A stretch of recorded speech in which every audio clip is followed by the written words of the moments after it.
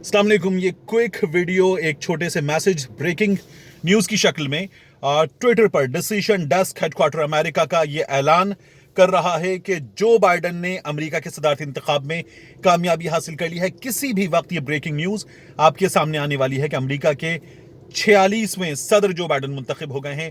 273 vote electoral vote उनको मिल चुके हैं। पेंसिल्वेनिया उन्होंने जीत ली है। 270 वोट दरकार थे, लेकिन अब उनके इलेक्टोरल वोटों की तादाद 273 तक जा पहुंची है।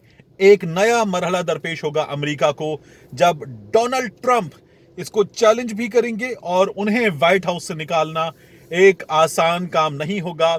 लेकिन जो बाइडन अमेरिका के 46वें सदर मुंतखब हो गए हैं, इस बात का किसी भी वक्त एक ब्रेकिंग न्यूज़ की शक्ल में ऐलान आपके सामने आने वाला है।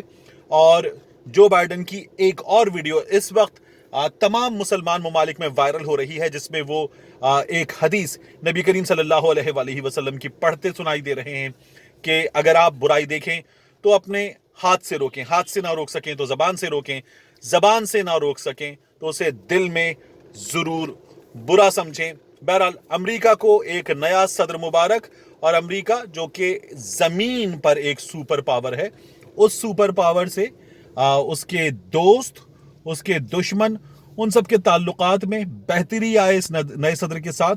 और पाकिस्तान में बसने वाले अमरीकियों के लिए ये एक अच्छी खबर साबित हो, इस उम्मीद के साथ मिलते हैं आपसे अगले वीलॉग में।